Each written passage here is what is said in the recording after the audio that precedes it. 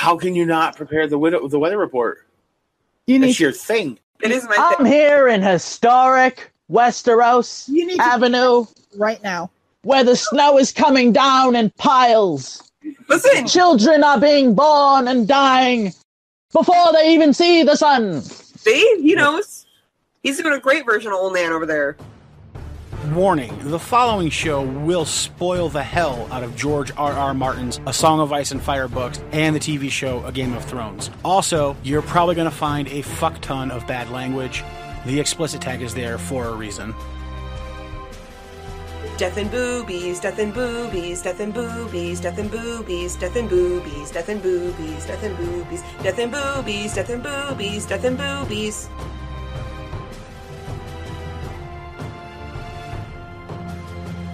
You're not a website Hello, anymore. and welcome to the Ironwood Network podcast. I'm your guest co-host, QuirkyTurtle. I'm here with your regular hosts, Maester Ironwood, our resident Ironwood, Widow Wolfsbane, the queen of tangents herself. Yes! And the one conscientious voice on this podcast, Lady Wyvern. Yes!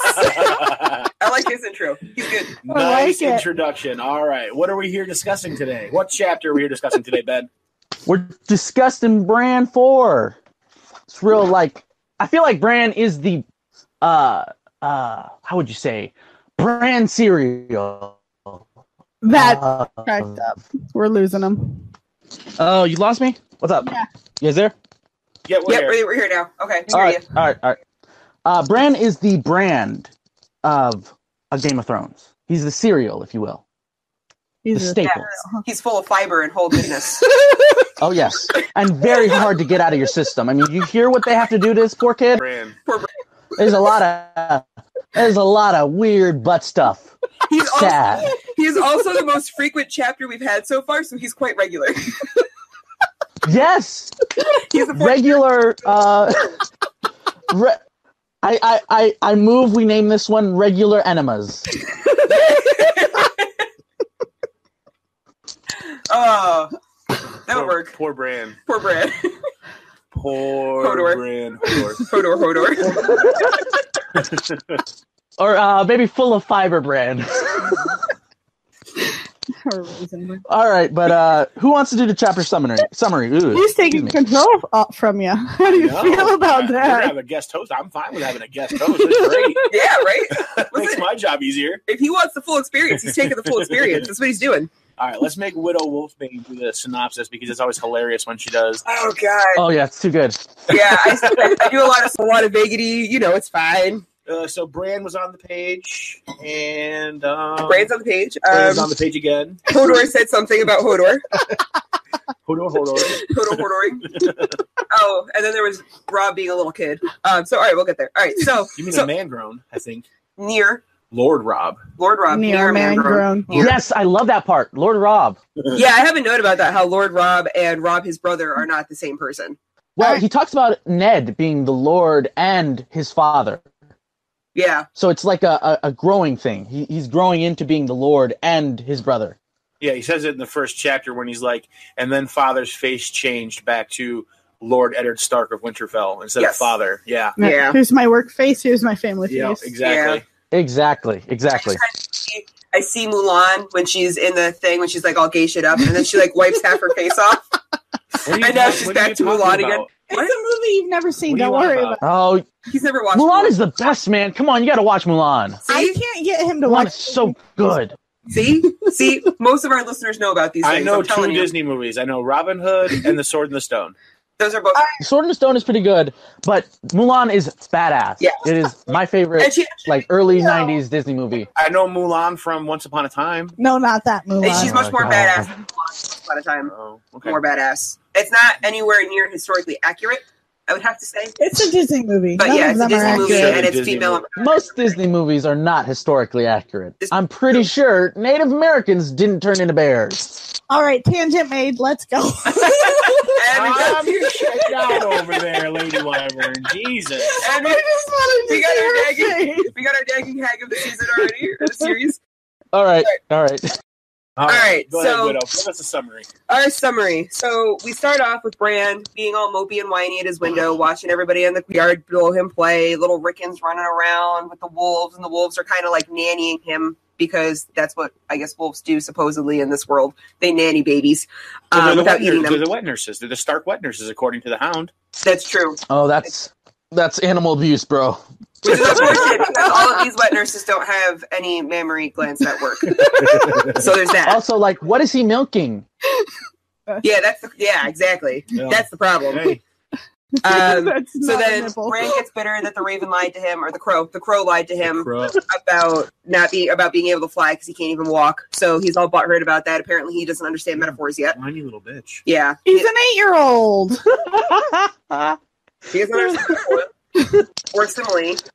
It was coming, So, guys. or the difference between the two. So, so old Nan's sitting in the corner. We find out that old Nan's basically Old Nan's a whore? no, she's sitting there with him. She's hanging out. No, you said she was at the corner.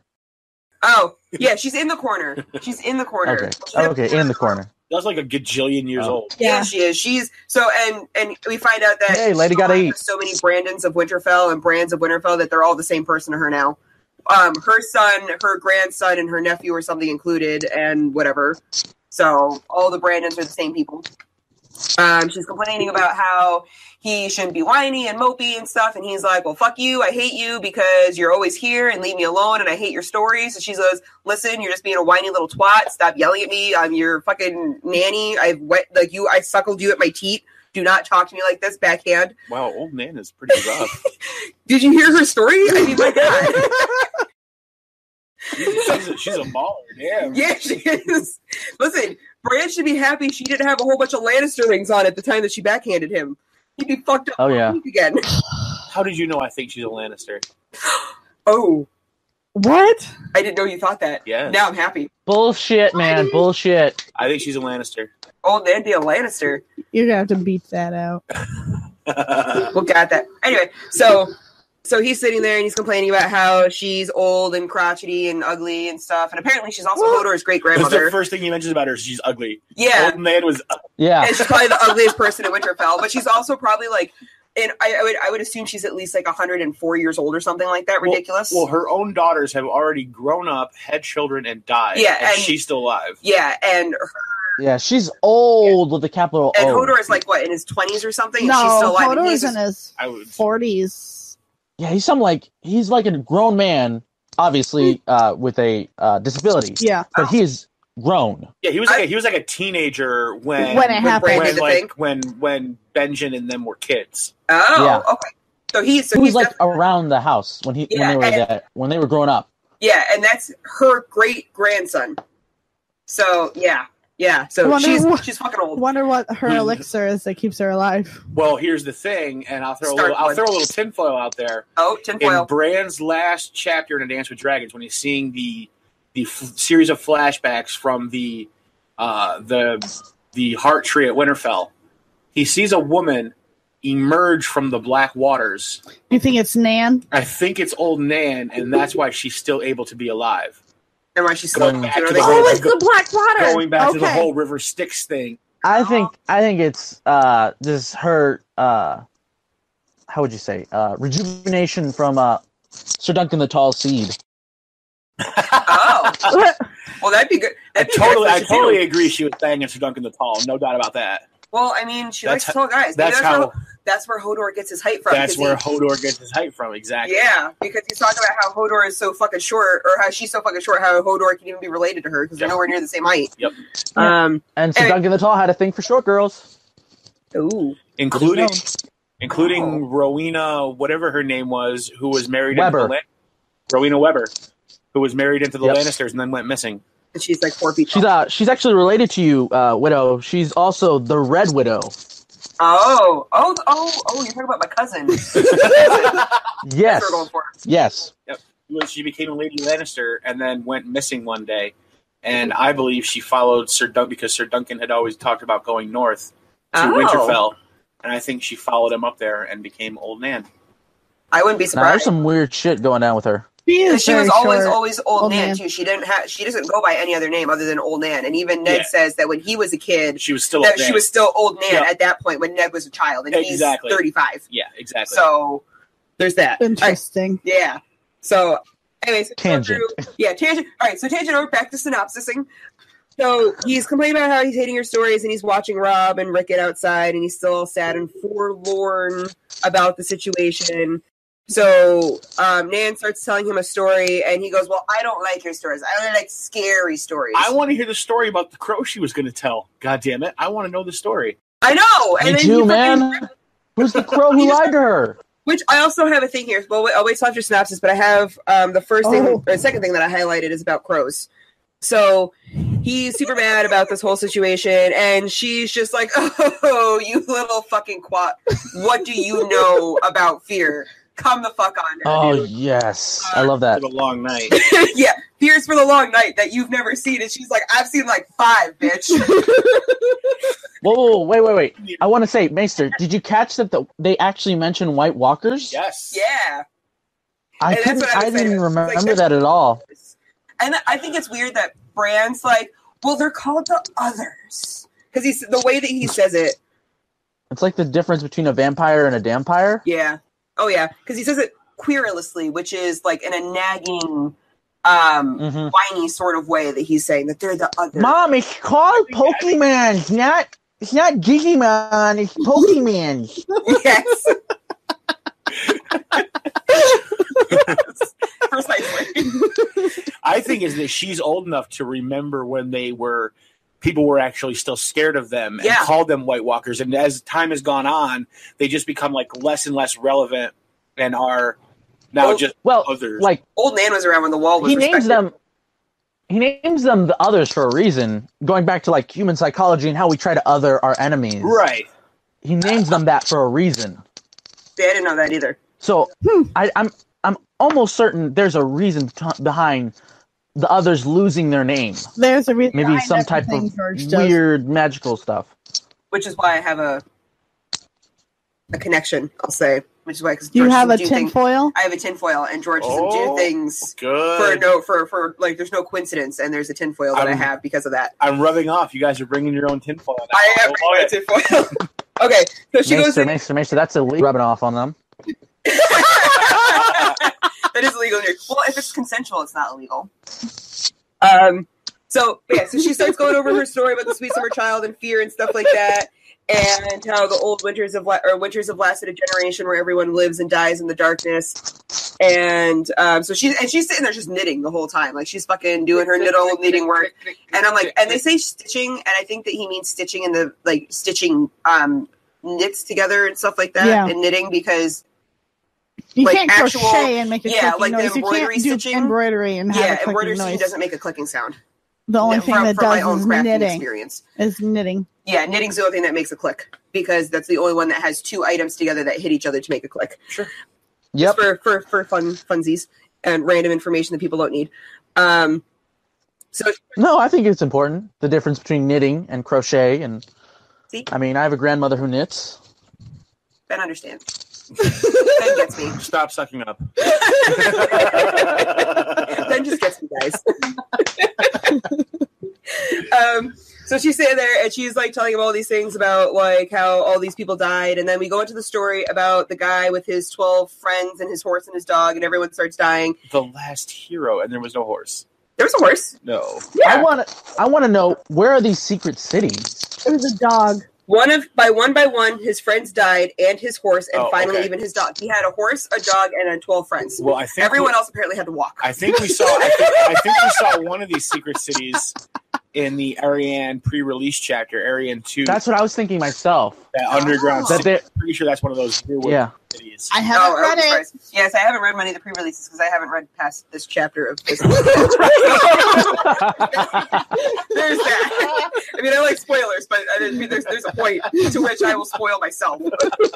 Hey, Maester, I think there's a secret city under Hardhome. Ooh. That's entirely possible too. That would make sense. Yeah, as to why I think all the caves are connected. Yeah. Oh, definitely. That's one of the things I think as well. Yeah, I think they're all. There's got to be not enough oxygen down there to breathe if they're all connected. If they have down there. If you go by Preston's theory, they're all nuclear bunkers, and the children are just mutated humans. So I don't buy into the sci-fi side. Not my thing. I don't believe it either myself. It's interesting, and he did a ton of work on it. But oh shit, he did, man. Yeah, not my cup of tea. Yeah. So, and then as soon as she starts getting to the pack of spiders as big as hounds, the door slams open, and it's Bran and Hodor. Hodor. Bran and Hodor? Oh, sorry. Hodor. Because and I was thinking in the show again. The show it's Bran or Robb. The show it's Robb and Hodor, but it's Maester Lewin. Maester Lewin and Hodor. And they're talking about visitors. Hodor. She can't say this. Time you say Hodor. Okay, I might. prepare myself. Hodor. Yeah. Yourself for editing that one. No, he might. Hodor. Yeah, I need to prepare myself to expect That's it the thing, every time. yeah. And it's like so that way when he prepares himself when he's editing, every single time I say Hodor, Yeah. that happens. Like, Hodor. he's just like Jesus Christ, you did it again, and then like no, he just does now. So then he's like, so now after just complaining 10 minutes ago about how he hates stories and he doesn't want to listen to her stories, now they're like, oh well, someone's here to see you. You need to go downstairs. He's like, but I'm listening to a story, you guys. So there's that. Yeah, Bran is just depressed at this point. The poor little dude. Yeah. He's got some real shit going on. So I mean, he's got I feel bad for the little man. Well, most 8-year-olds don't go through this kind of. That's what I'm saying. He's got some valid reasons. Most anybody doesn't go through. Most kind everybody, yes. I'm Yeah. not, I'm not Yeah. disagreeing that it's not normal, but also his support system has kind of gone to shit. Yes. Yeah. There's that. Being that everyone left him before he woke the fuck up. Yeah, basically he's got Crouch of the Old Man, and that's it. Yeah. And Robb, Who wouldn't? who's the Lord now. He Yeah. doesn't come visit him Robb. because he's always busy. Yeah. Robb the Lord, not his brother. His brother doesn't ever come see him. Only Robb the Lord comes and sees him. Yo. Rude. He's like, well, you have to come downstairs. It's Tyrion Lannister and some end of the Night's Watch, and everyone hates Tyrion. And then we go downstairs, and then Robb's sitting there with his dick out on his lap. Oh, sorry, his sword out on his lap. His Hey, I think Tyrion would be down for that. I think Tyrion would too. I would not be against Tyrion being bisexual because he's a man slut. I think he should just be bisexual. Oh, definitely. Yeah, both Wait sides. till Oberyn. Oberyn is like 40 times worse than him. Like Why can't 40 Oberyn to 50 times worse. Time? because he's in there to die. Oh, don't remind me of that. So anyway, so they're like, all right, we have to go downstairs. So Maester Lewin's like, all right, Hodor, go get him. Hodor.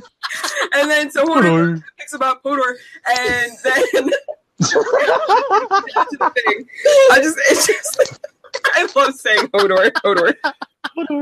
Hodor. Can't say it just once. So he goes down, and Hodor. Tyrion's hanging out there, and there's the guys of the Night Watch, and Robb's sitting there with his sword on his lap, being a douche, because, and even he goes, pointy, and even Bran knows what it means to greet people in your house with an unsheathed sword, because it's an obvious threat. Yeah, it's an obvious threat. Obviously, he just wants to proposition him, you know? Yes, yeah. I think you're pretty cool. I'm into dwarves. Let's get down, bro. I can see that. Robb's just a little confused at this point. He's in the experimenting age. He doesn't, Oh, of course. Yeah, he's a 14-year-old who has a lot of power thrown on him. He needs an outlet somewhere. That outlet, of course. Dwarf quack? Who knows? Dwarf quack. So, are you now Yeah, like postulating that dwarfs don't have cocks? They have quacks? They have quacks. Which is somewhere between the thing of a clock, a guacamole, and a thing. So it's very fiery. It's got lots of kickback. No. He just has avocados for balls. Yeah. Oh, see, avocado for balls. See, there you go. He's got a whole guac situation going on down there. We're just very Latin today, you guys. You do know avocado means balls in Spanish, right? I do know Does that. it really? Okay, good. It actually does. Tree, because the way It's when they're growing the tree. it's a Native American word for it. Yeah. That is hilarious. Yeah. also don't tell the uppity white bitches because they'll get confused. Oh, I'm yeah. glad I'm not an uppity white bitch. I'm just a white bitch. I'm a basic. Lady Wyvern, didn't you know that all white bitches are uppity white bitches? According to our neighbor, that's true. He just got you with that. Oh my god, what was his name? Because you just said it like the dude on South Park. Oh my god, I can't remember who it was now. Anyway, Don't ask me. I don't remember. I don't watch South Park. Great. No. Now I'm an Yeah, so I haven't watched uppity South Park white in forever, but it sounds just like the way the guy says it in there. Keep going. But yeah, so he's sitting there. there with his cock out, telling everybody, "Oh, hey guys, you're welcome to stay at my house that work at the Night's Watch." BT dubs. If you don't work at the Night's Watch, sorry. Oh no, you're just gonna have to find your own place to stay. This is an exclusive club, and if you have some problems, that's your own problem. That's your it's your problem. You We're all booked up. Yeah. No vacancies in Casa Winterfell. Exactly. So he does that. Lannister's talking to him nicely, and he goes, you might be your father's son, but you're not your father's son. Apparently, all Ned's courtesy went to Jon, not you. Which is a sick burn, first off. I love it. So Tyrion, I love Tyrion. Well, that's because Robb's probably Brandon's anyway. Because Brandon was back. Oh my god. Oh, Robb probably could be Brandon's. Yeah. Oh my god, please. Oh. You think she was pregnant when she married Ned? Maybe that's why what's-his-face made Ned marry her. That's why he forced her into the wedding, because she was already preggo and he knew it, because maybe she was having morning sickness and she didn't know. And he's like, "Oh, I fucking know that sign. I got like 8 kids. I know what the fucking bitch goes through when she goes through pregnancy." What do you think, Maester? I think it's entirely possible that Brandon could be the father of Robb. I think it's Ned. Full speed. Oh, I'm pretty certain it's Ned, but it's possible that it's Brandon. But I think with timeline stuff, it's Ned. It's his father. No. Yeah. Although at this point right now, Jon is older than Robb, according to the books. That's why I think it's Brandon's baby. You think Jon is? He thinks Jon Brandon. is Brandon. Yeah. Brandon and Ashara. Yep. Okay, we'll have to hit that later because we are still not done with this. Okay. We're almost there. We're getting there. Oh, man, please keep us on Almost. track. Tell us what's going on. What should we be doing right now? Oh, man, I hear Maester's heart just breaking just a little bit every tangent. I'm trying really hard not to tell you to stop tangenting. It's literally breaking her soul right now. Yeah, it is. What left she has of it after all the tangents we go through. Crushing. So they go through this whole thing where it's a little sword battle with words. And then Lannister is like, "All right, well, fuck you guys. I'm mostly just here to talk to Bran." So he goes and talks to Bran. He goes, "Hey, you little cripply bastard. I like you. I want to help you out. Here's a fucking saddle, some blueprints." And Maester Luwin's like, "Oh, my cock is so small. I didn't think of this before you. Oh, shit. The dwarf thought of something before me. That makes me less of a man." I like your maxi, kid. I'm going to make you a wheelchair. Yeah. Maester Luwin's over here like, "I'm going to make you a wheelchair so you can get around somewhat by yourself." And then Tyrion's like, nah, bro, here's a saddle. You can be taller than everybody instead of being at everyone's waist. Yeah, you're just riding a horse 20. It was pretty beautiful. Like, you're as tall as any man on the saddle. Exactly, yeah. And he likes that. So then he's like, but then of course he's got his little PTSD moment where he's just like, he goes, but I was told I could fly and I can't. So is this really true? And so then he gets upset about that. And then he also gets upset about Tyrion asks him, like, "Hey, like, what happened with your fall?" And he goes, "I didn't fall. I don't ever fall. No, I never fall. What are you talking about? I don't fall." And he has his other little PTSD moment right there. And then we go through, we end up... I'm not a cripple! Yeah, and then we have a thing where Tyrion pisses himself because the wolves kind of go after him a little bit, and they all have to call them off. And Robb just kind of like, I think Robb was going to let it happen. Like, he wasn't processing it. He was just going to let it happen. And then he's going to be like, fuck. Yeah, that is Robb inside the wolf right there. So that's why he's so freaked out by their aggressiveness. All of them respond to their emotions. Yeah, they were definitely picking up on Robb's aggression when they walked in the room, which is why they went after Tyrion. Like, they directed themselves at Tyrion because of Robb.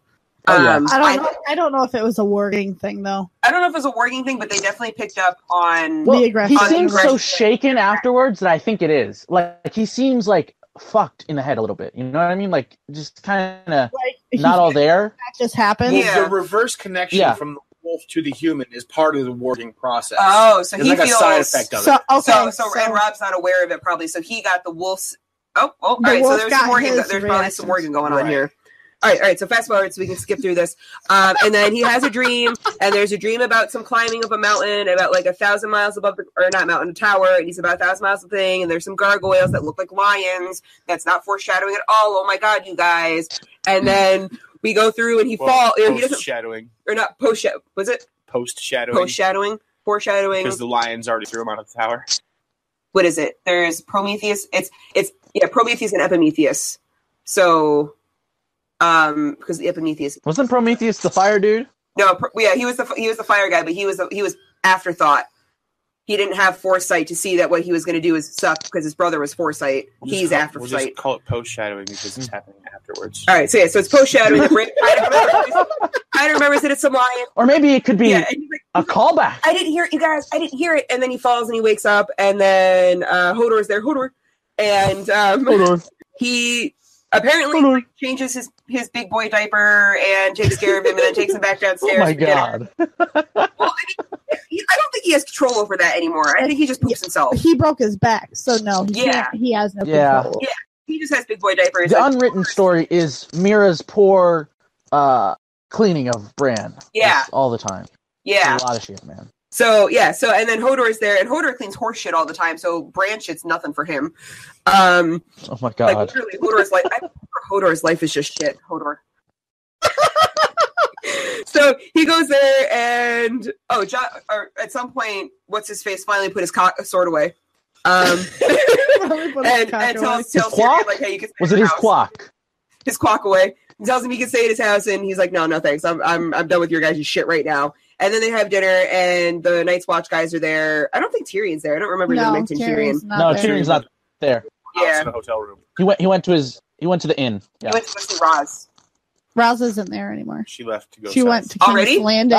Dead. Oh, maybe not They yet. do mention a redheaded whore, but there's no like real Ross. Yeah. Okay. So maybe it's probably Roz though. So I'm gonna go with it's Roz because I like Roz certainly. character in the show. So they're sitting on there. They bring up Benjen, and then Robb has another little boy moment where he's like, "My uncle's not dead, you guys. Shut up." Which I think is right. It's true. You're not my real dad. Yeah, it's not true, guys. We're Starks. We don't die. So, and then the Except what we do. is just like, dude, I don't give a fuck. You don't know what the wall's like. I ain't got time for your whiny little bitch shit. Just shut the fuck down so I can eat this food right now. God damn it. And Bruh, I'm just trying to focus on this food right here, man. he's like, I ain't want your problems. If you got a problem with the fact being my problem. Yes, exactly. Yeah. And my problem, got a problem.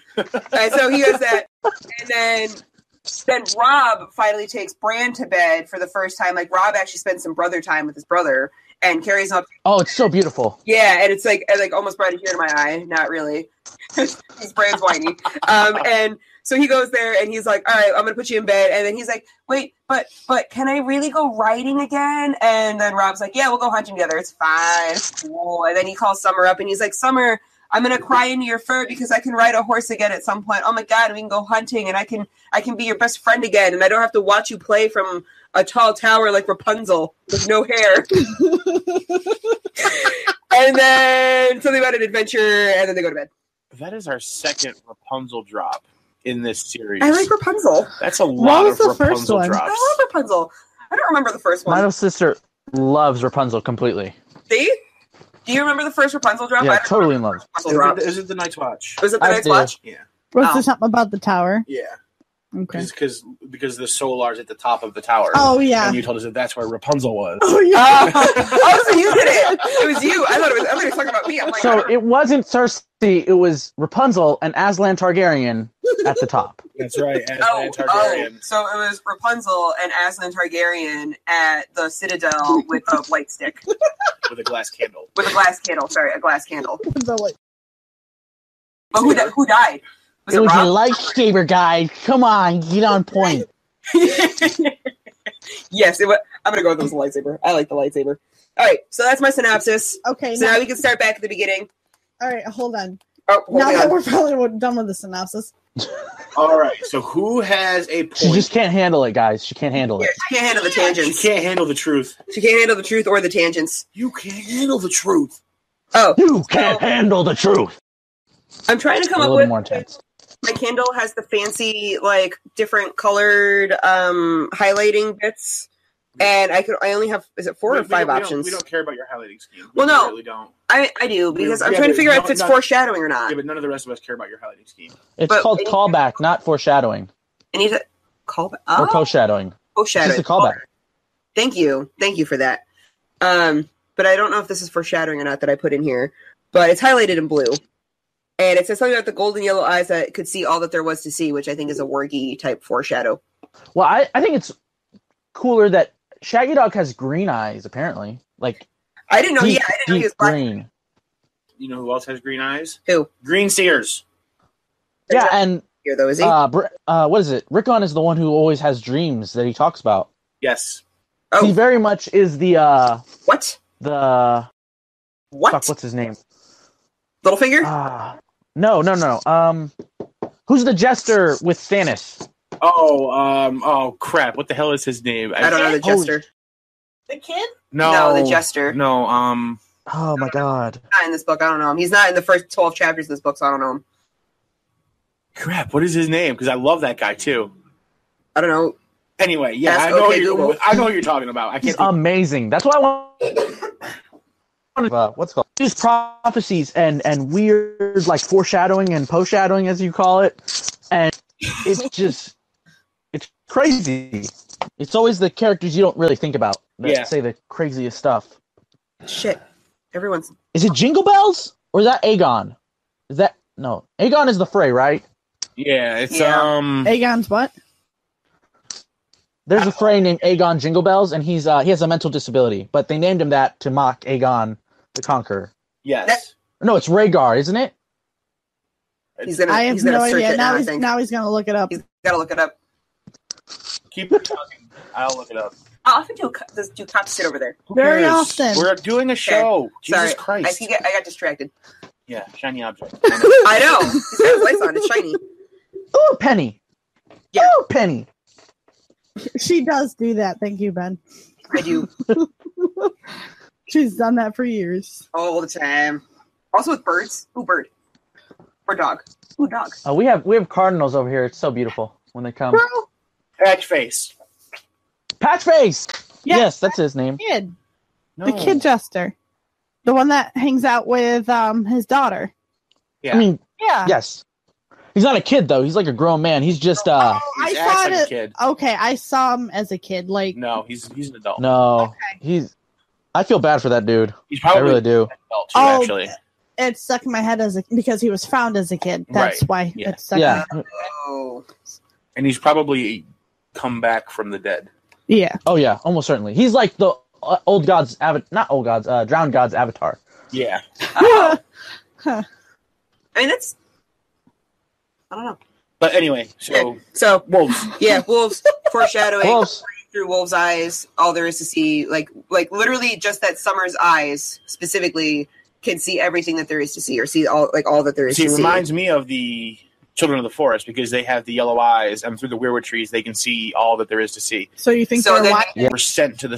He's also I think that the That. wolves were sent to the Stark children on purpose. yeah. I mean, Oh yes. using And the- if you look at it, the younger children seem to be the one who connect to their wolves more easily, right? So John continually will fight off his warging. And Robb, we hear hints of it, like he's like, I'm not a wolf, in certain chapters. But the kids, they seem to embrace it really open-handedly. Arya, Bran, and Rickon. Yeah. But Bran is at that sweet spot in age where he connects to it, and then he becomes, like, aware of it. Yep. So, like, Rickon's too young for him to be aware of what he's doing. And Arya is too old to the point where she's already, like, starting to get away from it, right? She doesn't believe the Tooth Fairy exists, if you will. yeah. I guess I'd have to keep reading the books. Yeah. I can see You'll that, see though. this, like, trend continue Yeah. of, like, them either rejecting or embracing completely the wolf. Gotcha. because it's like that age where when you're young you still believe in magic, but Yeah. after Exactly. a while, like everything's just like it's not magic. Yeah. There's a legitimate Exactly. explanation. Yeah, the Thing. Santa Claus isn't real. That kind Yeah. of thing. Yeah. Yeah. They're Tooth Fairy still isn't real, that sort of thing. Yeah. All right. So, all right, I can get behind that. So the next thing, I don't know if anyone has anything else that's related to Old Nan and her family. Oh, I do. I have a question about the lineage that I did. Like, I read it like 4 times, and is like, who the fuck was? There goes my pen. Bran's 8 years old now too. I just passed right by Yeah, that. it's funny. So we We're starting in the get middle now? Bran's birthday, but we haven't yet heard that Robb's turned 15. No. Yeah. So Dany's another 14. problem with this is you'll notice that these books are not these chapters are not in sync, like time wise. Like Yeah, most of Daenerys chapters are happening way before everything else, right? You'll see her as like Daenerys 3, right? Right? Yeah. But that'll actually be before any like Eddard 1 or Eddard 2. You're gonna see Yeah, like Dany's weird story- time differences as the story goes on. Dany's timeline is skewed. Is it because she's on the other side of the Right, planet? because she's like basically like off on her Partially, own. but there are going to be other chapters that you're going to be like they're talking about something and they don't know anything about this thing that happened in the last chapter, and that's not just because time and news has to travel. Right. Yeah. Okay. So time differences are a thing in this story. Right, but that you're I gonna don't- see cropping up. I don't think that has to do with the birthdays, though. She's intently studying something. Yeah, so is it his uncle Brandon that Uh-huh. was killed by the king? Is that the mother who died? So Ned and Brandon don't have the same mother, or is it a different Brandon? The one that died Yeah. was one of the sons that died in the rebellion. No, but his mother. So do No, Ned she's and- asking through the Starks. Yeah, so it is Brandon Stark, who died in the rebellion, or Right. who died in King Aerys' castle, and Ned Stark have two different mothers, or is that a different mother of a different Brandon who died No, they came to be a wet nurse? they all have the same mother, Lyra Stark, who was pretty awesome because she was like a mountain woman. Okay, so then it's an older Brandon Stark who Right. she came to be a wet nurse for. Because I'm like, because Ned Oh yeah, yes. that she's been here for so long that even when he was young, he called her Old Nan. But I don't know if that was because she came up when his older brother's mother died. Yeah, look, she was Bran the Builder's wet nurse. Yeah. Brandon, okay, so she's Brand. Don't do that to me. Don't do that to me. She is literally thousands of years old. Yes, that's what I'm worried about. Came up and worked around the time of Bran's grandfather or Grandfather, so grandfather's father. I think it's grandfather's father because Lord Rickard is that Ned Brandon his and grandfather. What is Ned's father's name? Rickard. Rickard. Rickard. So Lord Rickard. So Ned's he had dad. been an older brother of Lord Rickard, Brandon's grandfather. So that's 3 generations. Okay, so she's been there already now for 3 generations. Yes, At least. at least. Okay, at least. And Yeah. everyone has only ever known her as Old Nan. Yeah. She has Yes. never been anything other than Old Nan. Yeah. Yep. So she's in her late Okay. 90s, 100s, She's- somewhere. I think she's older than that. You think she's in older her than that? hundreds. I think she's around 120 because we'll meet other people who are around that age and are just like ancient as hell. Like Melisandre. I feel like Well, I'm just Arya, thinking what's who's the lady? The stump lady? Oh my god. Arya meets her and calls her Darkheart or whatever. The Ghost of Highheart. The Ghost of High Heart. Yes. And then she's like 150 actually, isn't Yeah. she? oh, see, because I'm stuck between the thought process of this is where it stumps me on her age. Everybody in this fucking book series dies young, Except for Maester Aemon. Well, except for Maester. and old Dan. there's a couple people who you'll meet who are just long-lived, right? Yeah, and the thing is, But also, oh, I sorry. think time works differently on Westeros. each other. Yeah, On Planetos, as the fandom calls it, right? Time works differently, almost certainly, because a lot of the kids age earlier, and that could just be like nutrition issues, right? But Yeah. they seem to grow older, younger, if you will. because that's my thought process. I'm wondering if it's like 150 years ago in our world, people who got to 70 and 80, that was like outrageously old, and everyone was like, oh my god, like back like at 150 years before that, if you got to 40, you were considered like the fucking village elder. So like I'm wondering if that's like with the scenario, like she's probably only like 90 years old or 70 years old, but everyone only lives to the fucking age of 40. yeah. So, I get what you're meaning. yeah. So I'm stuck between that or between the fact that people here actually live up to like their 50s, 60s, and 70s, and she's actually 100 something because she's definitely way older than everybody, and everybody actually lives a full life of today's standard. Well, it seems to be that mystical blood allows you to live longer because we know about Bloodraven, we know about Bittersteel living pretty long himself. We know about a lot of Targaryens, like Maester Aemon lived a long and full life. And the only person that died of natural causes. Quellon Greyjoy is said to have lived pretty long himself. Maester Tully's pretty old. No. John Arryn was like 90. Yep. He was old. Oh. Brynden Blackfish is pretty old himself. He's in his 60s and he's still like running around being a badass. Yeah, being an actual and a warrior. Yeah. So he's kind of, well, I mean, Jorah's kind of like that. Jorah's in his mid-40s and he's still running around like he's a 20-year-old. It was Gior. No, Jorah. Gior is said to be a bear of a man. That's pretty big to be in your late 60s, you know. Gior, by the way. BT dubs. Oh. My tinfoil has Gior in it. Oh, we've got some Gior tinfoil coming up later in the show today. Okay. Gior my tinfoil is that everyone at the Night's Watch is pretty gay. Like, that should be like a fucking fuckfest over there. Well, I mean, it is definitely a sausage fest, and butt sex doesn't result in babies, so I mean, it makes sense, and everyone gets their jollies off. They're allowed to go to the whorehouse. I'm gonna go tinfoil because let's go. We already talked about old man being old, so now the next thing is tinfoil because it gets brought up that Bran really misses going, like when he would climb the towers, that he would bring corn up and feed the crows, and only 2 people in the entire like book that I'm aware of, even though I've only read this far, but no one ever mentions anything else, is that those 2 are the only 2, Mormont and Bran are the only 2 that feed crows, and they feed them corn.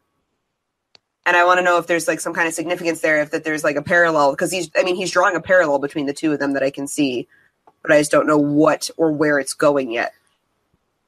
We invented the Twilight Zone. Yeah, so that's my parallel. That's my. I don't know. Maester, do you want to talk about the Corn King? Oh, we already did talk about the Corn King. Oh, I know. We definitely brought the Corn King up, and yeah, it's certainly a big thing. And Bran and Jon are both kind of Corn King characters, definitely. So that's why that's why Jon and Bran have crows talking about corn near them. Is crabs in my belly. Parallels. Yeah. So here's the thing too, is that I'm like, so this is a fresh sheet of tinfoil, you guys. This is not a hat yet. It is a fresh sheet of tinfoil. I might still rip it before I make a hat. So there's that. Okay. No crinkles in this tinfoil yet. I want to say, I love this chapter for the ending, and it's like beginning of just a multi-book arc for both Bran and Robb. Robb becoming a leader and a king in his own right, you know. His journey to be, you know, what he thinks is a good king and a good leader. Yep. It starts here, you know, he trains with the men. He's always trying to do what he can to make the lives of the people of Winterfell better. And you see that a lot. Of having the visitors and the guests and the lower people that he works with sitting right next at dinner time. Exactly. Yeah, he's certainly trying his best. He's trying. He really is. Yeah. And it's hard because if you think about it, I mean, if I was a 14-year-old, and I know myself as a 14-year-old, I was an arrogant prick, right? So I didn't even have like a lot as a 14-year-old, and I was an arrogant prick. What is this dude who's lived his whole life, you know, being not pampered, but definitely raised above a lot of people and been told that you were going to be the leader, right?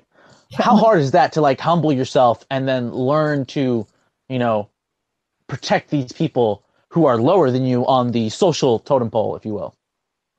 I don't think he was told to do that like all in one day. Ned's been raising him to. Yeah, Ned's been raising him to be like that. But there are so many leaders who don't do anything close to that. Yeah. And there's so many leaders who, because of their childhood, are kind of handicapped in that. And I mean this in the medieval sense, right? So like hereditary power and its problems and what it comes with, right? So you know, my son, I could be a good leader, but my son could be a terrible one. But you still have to deal with him because he's of my seed, sort of thing. Right. Oh, Robert Baratheon and Joffrey, even though he's not of his seed. But yeah, he's his son, and Robb's quote unquote not the worst king ever, I suppose. But then he's got Joffrey, who's a little prick. No, Robb's a good king as far as the way he treats the people. He just takes bad advice, and he doesn't know how to. Robb is the quintessential military leader, right? Yeah, he is good at connecting with his people. He's good at morale and stuff like that. His problem is always going to be the counselors he puts around him, right? Yeah, the people who are talking in his ear. He has people like Theon, who, while Theon is at this point in the book just a prick, not like an evil person, but a prick. Yep. He doesn't give great advice, right? You also have people like Catelyn, who is so focused on her worldview that it's gonna skew any advice she gives, right? Yep. Yeah. And then there's people like the Umbers, who are like just gung ho for bathing in Lannister blood. Yep. Yeah. So he's not I say the couple of good counselors he's going to put around him are going to be like Brynden and Edmure. As much as people don't like Edmure on this podcast. Well, I just think On he's this useless, podcast? and he is useless. Well, you know what? I think he's the coolest dude ever because, you know, he says to Catelyn, my people were scared, and he brings them in, and it's just like beautiful. I have to get there. I Like- have to get to that Like, part. I love the and know it. Blackfish. I'm not an Edmure fan. He just seems useless. The only thing I know of Edmure is what they did with him in the show, frankly, and that was that he was given orders to draw the mountain into the Riverland so they could surround him and kill him, and he drove the mountain He away. wasn't, though. He wasn't. He was ordered to protect the Riverlands. We'll get there, but he was ordered to protect the Riverlands. Oh, no, And yeah. he does, and then he's reamed for it because Brynden and Robb didn't cue him into the plan, which I don't think was a thing. I don't think the plan was a thing to begin with. I think they came up with that on the journey back to shame him into taking a Frey bride, but that's for later. Oh, that's some tinfoil Ben's that I can get dropping some behind. Taking tinfoil a on the what? show. Driving some tinfoil that they told Edmure one thing, came up with a different plan on the way back, and then when Edmure fucked up, they're like, no, now you got to marry a Frey chick, dude. You Yeah, you gotta make it up. We need an You gotta alliance. pay You your gotta dues to the family. That's horrible. we ain't carried your weight for nothing, you motherfucker. Oh, and then, all right. So moving on, my next favorite thing. Sorry, I'm jumping around a little bit. But Oh, not much. really? My favorite line comes up where she starts going into the story about, oh, my sweet summer child, what do you know of fear? Fear is for the winter. When the it's beautiful. snows fall deep in the howling of their Taking a north. break? Like, that's my favorite. My It favorite is pretty line. good. It's pretty good. Yeah. I loved that in the first season That of whole the show. paragraph is awesome. Yeah, so I highlighted can the I- whole paragraph. That's my favorite. Can I add, the lady they got for the show, nothing like Old Nan. Yeah, she was too Like, she- sweet and kindly. She was like, she did the ominous well, like when she does the speech, right? It was ominous and like, what do you know of fear, child? And it's really good, but like everything else is like, that's not Old Nan. She's not like ancient. That lady's like 70s. bruh. Yeah, They she's didn't like- play she's it like- up. Like, did y'all see the They- Melisandre thing where they changed her? Yeah. Where she showed Yeah. that how old Melisandre is, right? That's like kind of what Old Nan is supposed to be. Yeah. Yeah. Ancient. They should have added some more makeup and wrinkles to her face. Yeah, I Definitely. agree. Maybe a little bit less hair. Yep.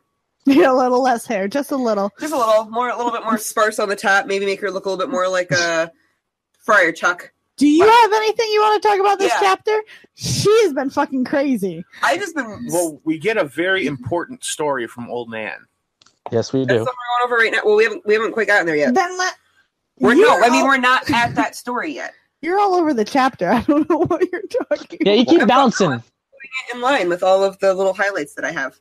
All right. Well, what's your next highlight then? My next highlight is that it lasted a generation and that the faces in the trees kept watch. We're talking about the long night. Because this is the days. This is what that is about.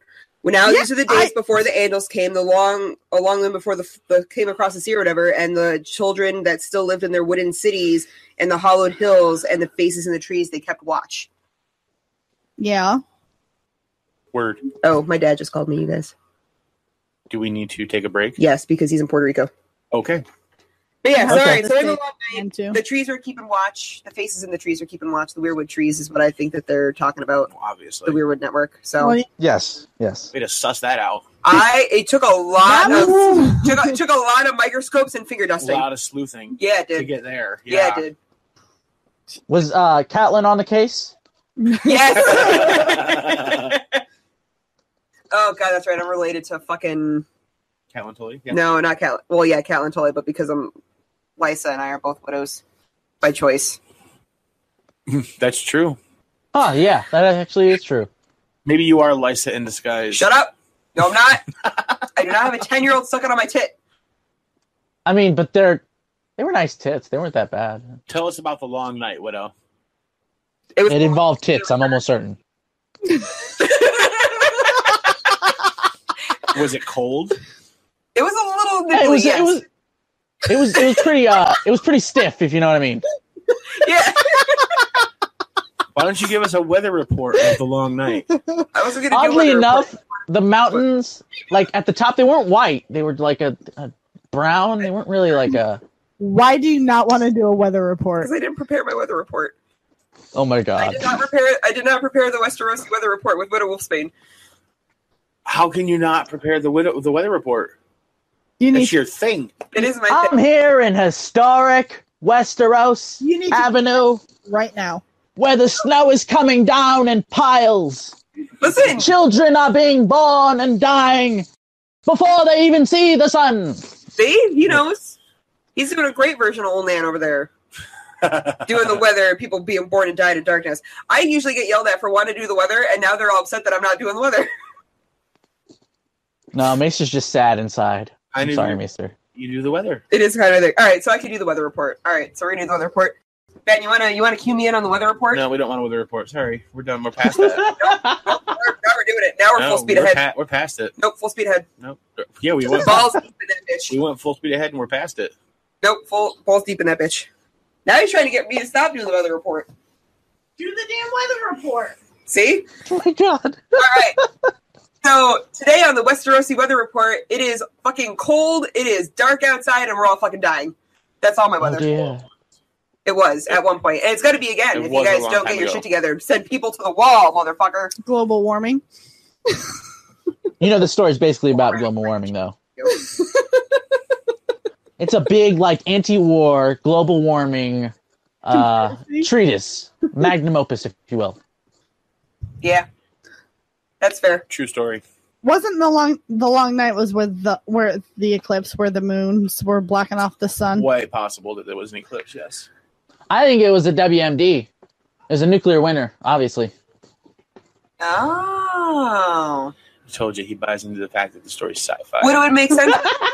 It does take a really long time for nuclear winter to clear off to get rid of the radiation and everything like that. Also, there's like giants and children of the forest and the So there's all kinds children, of out there. the Giant white children in where's that place I called? don't- Qohor? Qohor, somewhere like Yeah, that. there's other tree spirits in Qohor. To make a nuclear winter. What he's saying is Well- this is the post-apocalyptic like reboot of society after Oh, this is that. Yeah, because Okay. they talk about there's the city that Daenerys goes to, Quarth. Like on the walls, there's like these visions of like Quarth as this like garden place that was like a cradle of civilization, if you will. Right? There's like a whole like it was a garden world almost. Sorry, I can't get words out. no. Maester's over here like he's not buying he's into not the sci-fi. buying it. Oh, he's rolling his eyes, isn't he? He's rolling them hard. Yes. The neck snapping is imminent. But that's like kind of some tangential evidence, you know. The caves are like bunkers for people who are in the nuclear holocaust, and the mutations are like the children of the forest, the dire wolf still being around, stuff like that. I can jump on and ride this pony because I'm all about the 100 right now, and that's a post-apocalyptic nuclear era. So I'm about that. I'm about that lifestyle. That's too much for today. We could have a whole separate podcast about that, and it would still be too long and too much. Oh, I'm glad you agree. Sometimes. This just happens to be one of those times. Okay, so where else are we going with this? So you wanted to talk about the story of the last hero, Maester. Story of the last hero. Yeah, Yes. with Jesus and his 12 disciples and his horse and his dog. The story of Bran and the voyage of Brandon. Yeah. Mm-hmm. All right, throw us some tinfoil. Well, Is there tinfoil involved in this? I feel like there's tinfoil Are you involved gonna in let this. him talk? Well, there's all sorts of. I mean, the story of the last hero is one of the potential stories of how the Long Night was ended, and how winter was defeated, Oh. and how Winter fell. and how winter fell at Winterfell. Oh. Mm-hmm. Oh. Oh. I know I've mentioned that before. Like, Old Town is the oldest town, and King's Landing is where the king landed. We have, but I forgot about it. Town is where the gulls live. Winterfell is literally where Winter fell. Jesus. Lannisport is where the Lannisters put their port. Like the wine or like an actual set of ships, because one's much better than the other, and Tyrion would only settle for the wine. Red wine is where the red wine is. Rose of Red Lake grew up at a place that's named Red Lake because it ran red with the blood of so many children slaughtered by Brandon of the Bloody Blade. Brandon the Builder and Brandon the Burner. Why is Bran the Builder the only positive Brandon there is? You guys are way too much. No, there was Bran the Builder. Oh no, it was Brandon the Shipwright. Excuse me. He built a bunch of ships and then sailed east. Yep, and then never to be heard of again. His son ran away. Was Brandon the Burner because he burned all the rest of the ships because he was like, my dad isn't here and I hate it. Yep. Well, at least so like Euron, who cut everyone's tongues out because he needed a couple minutes of silence. And that's why he did it. Yeah. So his was okay. Now I'm curious. Was his son born before he left and never came back? Or yes. Okay. Yes. Okay. Yep. And there are some who believe that in the end, Westeros will be repopulated by the Starks coming back from whatever island Brandon the Shipwright sailed to and started a new civilization. Isn't there a fan fiction about that? Yes, there is. Holy shit! You know that guy? I don't know. Oh, but I've just he's a cool guy. I watch his YouTube channel. It's a gaming channel, but yeah, he wrote a whole fan fiction about a game he had on CK2. That game I told you about. Yep. When you get to be like, yeah, it was basically that. Gotcha. All right. So the long night, we get the last hero, which is potentially the story of Jon Snow. The last hero. What? Nah, he's gonna be the other's general. We've gone over this, Holmes. He's under the impression that Jon's gonna be a bad guy. He's gonna be the other's generals or the leader of the others. Like, yeah, I think he's gonna lead the armies. Leader of the other's armies. I don't know if I see Jon doing that. Jon's too much of a but goody he's like, Jon is dead and coming back to life. Died. Oh, that's right. What's his name talks about it. Who's the guy? The one who keeps coming back to life? Beric. Dondarrion. He's like, I lose little bits of myself. I can't remember shit. Everything's fuzzy in his past. Remember, Beric didn't have a wolf to send his soul into. Yeah, so his soul's back and forth. So what if the body's reanimated and used as a general instead of Jon himself? Well, because he got his soul back from Ghost. Well, so but what if he's stuck in? Well, yeah. What I'm saying is his soul is in Ghost. So what's going to inhabit Jon the person? They're gonna push Jon's soul back into his reanimated body. Right, but I don't see that happening though. I'm saying the others are gonna raise it, and it's gonna be like the great other inside of him. Because didn't he kill one of the That's very sci-fi. At Hardhome, didn't he kill one of the main important generally guys? Not in the books. Hardhome's not a thing in the books. Oh, okay. I mean, like it is, but it's completely off screen, and it's not Jon involved in it at all. Yeah, it's like they come back and they're like, there were dead things in the water. Yeah. So it's not a thing that he went over with a couple ships from Stannis. Was like, hey, Stanny boy, I need to borrow your ships, man. Yeah, no. Yeah, it's not really a thing in the books at all. All right. They just made it into the TV show. Hardhome is like a Lovecraft thing going on there. With it's like, we dug too deep, we found something we weren't supposed to, and then it got destroyed. Yeah, or the Balrog in the Mines of Moria. Yeah, there's a lot of Lovecraft inspired stuff in this series. Oh, I know there is. It's so much. He loves it. I love the Lovecraft themes in these stories. Yeah, like even the cities, like there's Yeen and like the oily black stone and the toad statues and the places. Yeah, the Thousand Island people who are like half human, half fish. Yep. The Squishers, the black blood of the Ironborn. Yep. There's a bunch of shit. That's just Drowned Lovecraft. Essentially Cthulhu. Oh yeah. Oh, he's totally Cthulhu, man. And we've got two people over here bored as hell because we're going over Lovecraft. No, I'm looking. I'm trying to. I haven't had much to say today. I'm looking through to find where it starts that we start talking about the guy and his expedition with his horse and his dog and his 12 disciples. That's like closer to the end of the chapter. Well, and by horse I mean donkey, and by dog I mean Mary Magdalene, and by 12 disciples I mean 12 disciples. There's Because 13. this brand hero guy is One of Jesus. who was Cold Hands. What? I don't know who Cold Hands is.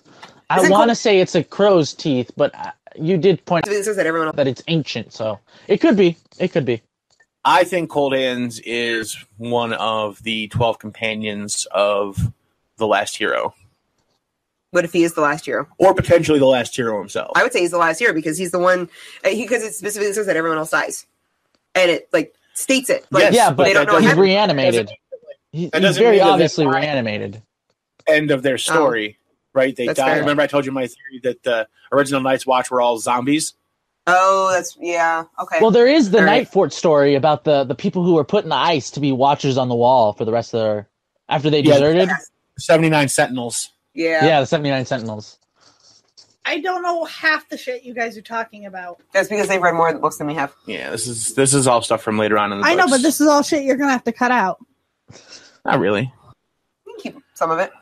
Not the asthma cats, but Well, this all relates to the Long Night, and we learn about the Long Night in this chapter.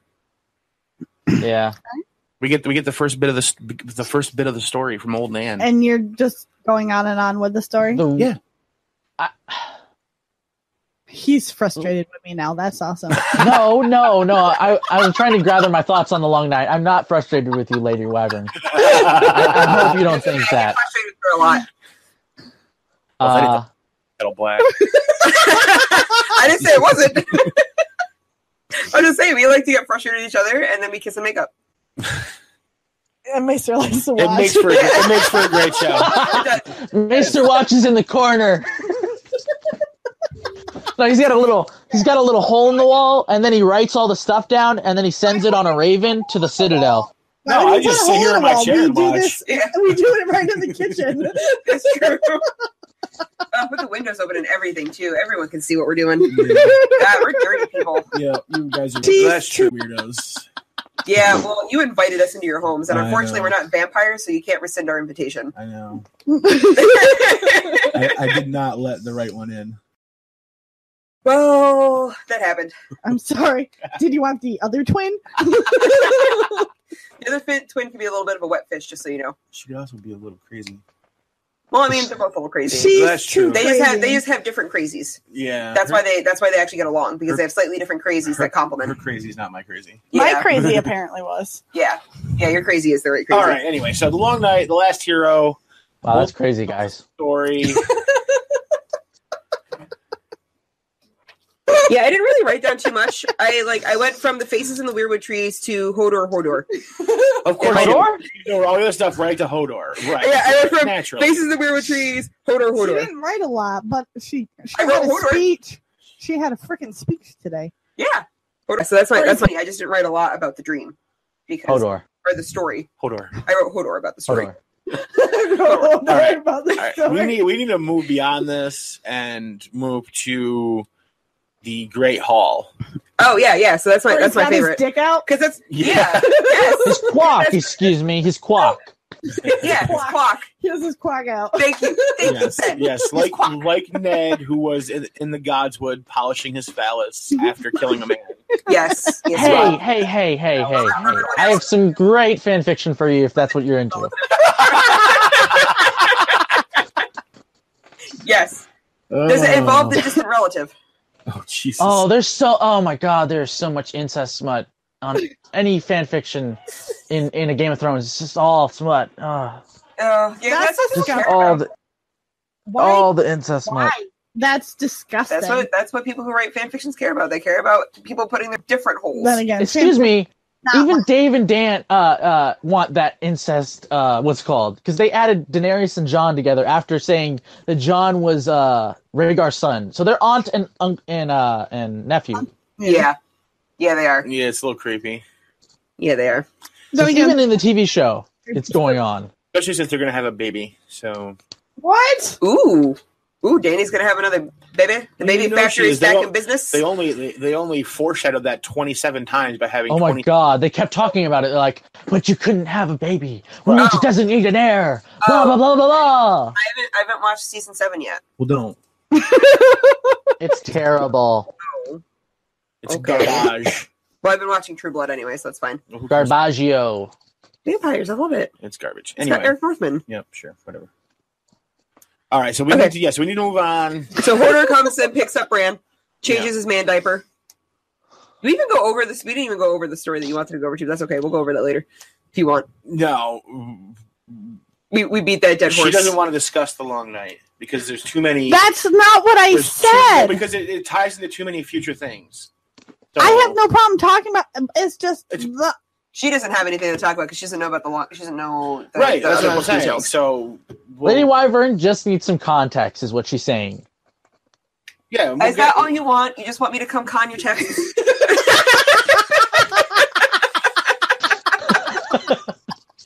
For anyone who can't see us, which is everybody, I just raised my hands and went to go feel her boobies. you should keep that first part. Oh, and I'm getting daggers again. He's looking at you with those evil eyes. Yeah, he is. Cold as ice, I'd say those Starks look. I don't think I got you enough soda to deal with this. Some say they have others' blood in them. But those are old wives' tales You've got some of a other. time long past. Well, he is 6'5". We have an Old West narration. I like it. Yeah. Ooh. I'm good with voices. I like them. Old Westerosi? I don't know. I lived in Texas for like 3 or 4 years, so You lived in Texas for 3 or 4 years? yeah, I lived there as a teenager. So as far as like accents go, and I lived like in 2 places, right? So I lived in San Antonio, right, big city, and then I lived in this tiny little border town called Uvalde. Did you see a chupacabra there? No, but it's the town that Matthew McConaughey was born in. So Oh. yeah, You like McConaughey. So we can't have Wyvern. anyone on the show who doesn't tangent as much as we do. Yeah. I agree. Yeah, because they'll throw their computer. Yeah, Yeah. they will. They'll go to their computer and be like, God damn you people. you have to be quirky if you want to be on this podcast, man. You have to have a little bit of ADHD in your system. Oh yeah, I'm not diagnosed, but my brother and sister are. So Same. I've almost certainly got a little bit of salt in there. Okay, so Hodor takes Bran downstairs. Any Hodors. Because there are visitors. But he's listening to a story, you guys. Because there are visitors. Oh, wait, no, never mind. The sigh of hate and Okay, we are at that part. despair in his voice. No, We're not considered yet. no. Okay, so Hodor. Hodor? So Hodor downstairs, and the first thing he notices is that Robb the Lord is sitting there with his guac out on his lap in front of Tyrion Lannister and the Night's And Watch. Tyrion, he takes notice of the quack. He likes the quack. I think he does. Listen, we're moving forward like you watch it, man. I don't know why you're staring at me like that still. Step up. She will keep talking if you don't say anything. She I will gotta fill the keep- dead space, man. So Robb is indicating that Tyrion is unwelcome in their Yes, casa. definitely. Could it be because his mom told him that she thinks Tyrion Lannister is the reason, or well, the Lannisters are the reason why her son is crippled? Well, undoubtedly, Yes, that's She definitely. did tell them That was the little meeting that she had with them, where Theon's Which like, is what- "And my axe," which was weird because, like, Yeah. he's not that character. You'll Yeah, find some inconsistencies early in the chapters, some weird like how- edits. Yeah. Well, I like how she tells them a couple chapters ago, she's like, all right, no one can know about this. No one can know that we suspect the Lannisters of this. And then a Lannister comes to Winterfell, and he's like, I got my fucking sword on my lap because you fucking did this to my brother. And he I keeps making like snide comments, like, "Why would you want to know that, Lannister? Yeah. Seems you got a problems with our family." He's totally like the Don of Winterfell right now. He's just the Don that doesn't know how to be the He's Don. the fucking Fredo. Yeah. Oh God. He doesn't know how to be I the do Don. not understand your references. Sopranos. No, not Sopranos. Godfather. Yes. thank I've you. never seen it. It's so good. You should see it. The Modern Godfather classic. classic Added series. to my list. I'm smart, not stupid like everybody thinks. Sure. Oh my, that train scene is, oh my God, beautiful. Oh, you know what else I'm also thinking of? Goodfellas. Also, a Goodfellas good is movie. good with Joe Pesci. Oh, that's another great movie. Yeah, it is. Shout out to Goodfellas. So he's sitting there and he's like, yelling at Lannister, and Lannister's like, listen. Another thing that is brought up, he doesn't give him bread and salt. He doesn't offer guest right at all. No, he does not. Yeah, he refuses it, like pretty much flat out until He doesn't, Tyrion. because like when someone comes to your door, you're supposed to like just give them the bread and salt. It's supposed to be like brought out, and he doesn't offer it at all. It's not even just the bear steal on his lap, because that could be like a warning, right? Yeah, the bear steal is like the warning, right? You better be good under my walls. But he doesn't offer the protection even, which is like that's a no socially. Yeah, he gives the Night's Watch all the bread and then just sprinkles some salt on Tyrion, like, I'm salty, bitch, take that. He's pretty salty. Robb's a pretty salty motherfucker. He is. Although, I feel for him, so I'm not, like, mad at him. Poor Robb. He's like 14. I remember when I was 14, I had to deal with an 8-year-old, a 3-year-old, in a castle. Holy shit, that'd be terrible. In a castle, I wouldn't know where to find him. I'd find a corner to hide in. Exactly. And then never go find him. He wrap himself. You're sitting in London Winterfell and you can't even tell what floor you're on. That's true. And it doesn't help that he's got the 3-year-old wrapped around his leg, like sitting on his foot, and he's got to like do the odd like fumble walk or whatever. Yeah, half shuffle walk. Yeah, my brother loves to wrap himself around my leg and just like, okay, can you get off? I'm trying to walk here, dude. Yeah, I don't got that great balance. Yeah, and Rick is totally doing that to Robb the whole time. So despite the Stark baggery, Tyrion presents Bran with the saddle. Plan for a saddle to allow him to ride a horse because Jon had asked him to help Bran in any way he could. And who called he wrote that thing up while he's on the road. That's pretty cool.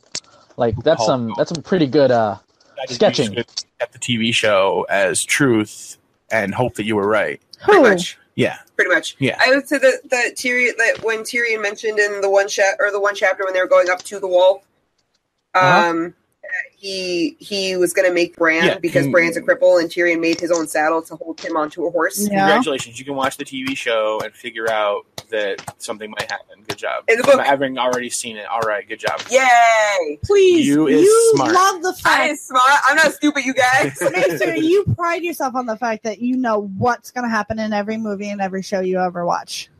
No. That's not what I'm saying. What I'm saying is she can watch the TV show and therefore know what's going to happen in the books by having already seen it happen. Oh, yeah, I'm kind of that way with superhero movies at this point. Like, you didn't pick up on any foreshadowing. She just... I mean, I noticed it, but I knew because you had already seen it. Yeah, because I'd already seen it, so it wasn't really foreshadowing. It was just them. It was just me looking at it, be like, "Oh, that's what that's turning into." Yeah, yeah. Still right about it, yay! And I put saddle time in giant letters, and that Lewin's butthurt that he didn't come up with it first. Peanut butter jelly time, saddle time. Peanut butter jelly time, peanut butter jelly time. Where you at? Where you at? Where you at? Now where'd you go? Where'd you go? You can stop now. Peanut butter jelly. Please stop. Okay. So have you? Maester, have you told that Widow has her own castle? I wish she did, so she could go there. No, she has Widow's Watch. Yeah, I have Widow's Wail there. I took it after Joffrey died. No. Watch. It's a castle in the north. Yeah, I know. There's Widow's Watch, and I have Widow's Wail there because I took it after Joffrey died. Ah, okay. Yeah. Lady Wyvern, you don't have a castle. You just have to go to Sithorios. You can come stay at my castle. As of right now, I don't want to. You will want to later. Lady Wyvern has to go to Sithorios to be with the Wyverns. I'm game for that. There you go. I'll go play the dragons. Oh, is it weird that I think Bran? I mean, I know he's a kid, but he's like super insulted by Tyrion referring to him as a cripple, where he's just like, "I'm not a cripple." Well, so was Jon until Tyrion explained, "Look, it puts us together in the same boat." Yeah. Right? Yeah. It's like we're pals. It's like a badge of honor almost. Yeah. Cripples, bastards, and broken things. Right. Exactly. And that's Brandon, you'll notice that part of that group. Martin writes about that a lot. A lot of cripples, a lot of bastards, and a lot of broken things in the story. Yeah. Otherwise, Tyrion wouldn't have a big role to play, I feel like. Yes, and most of the people in this story are broken. Like Ned is obviously has some real trauma associated with his family. Yeah, he had to leave his first wife. Yeah. No, his brother banged the girl he liked, and that's what ended up, Yeah, I can't calling that too. Maybe Ashara was just kind of a hoe. Maybe she banged both of them. Do not talk bad about the Lady Ashara Day. No. What if she just banged both Not of them? having it. Oh. No. You mean that Dornish whore? How dare you besmirch her name? I'll besmirch you. I want to smirch. That is Jon Snow's virgin mother. Oh my God! Please. Yes, you the one called him Jesus with his 12 fucking disciples. I didn't say that. I said Bran the whatever guy was that was going out on his mission thing. John is the next last hero. Yeah. No, but he's not. He's the other's general. See? Stannis is Azor Ahai. Oh God, no. No. Oh, now we're just getting crazy. All right, we can Oh, make yeah. these arguments after we're done with the chapter, please. I'm a big Stannis fan, but he's not Azor Ahai. He's No. a Azor Ahai archetype character. He's the one that's He's supposed to Azor. lead us into thinking that he's Azor Ahai, and then it's somebody else. Yeah? He's the No, bait. the thing about Azor Ahai is he's going to earn being Azor Ahai. No, you think it's Jaime Lannister. Aslan Targaryen, you mean? Yeah. You mean the Aslan person who Targaryen. destroyed Westeros? No, Cersei does that. Cersei's going to No, destroy Westeros. No. Jaime did when he threw Bran out of the tower. If he had admitted to it, it would have just been the Westerlands being listen. boxed into a corner, and then they would have had enough armies to deal with the North. This is the Instead, argument like have about 7 or that. 8 kingdoms are destroyed. There's no real armies, and they're fucked. Well, he was trying to stop a war by throwing Bran out the window. But he ended up causing one. Isn't that like Jaime's arc though? Like, I'm gonna try and be good, but I'm gonna mess it up. He's got he's got a redemption arc. The self-fulfilling. Yeah, but he basically just caused Westeros to implode. Yeah. No.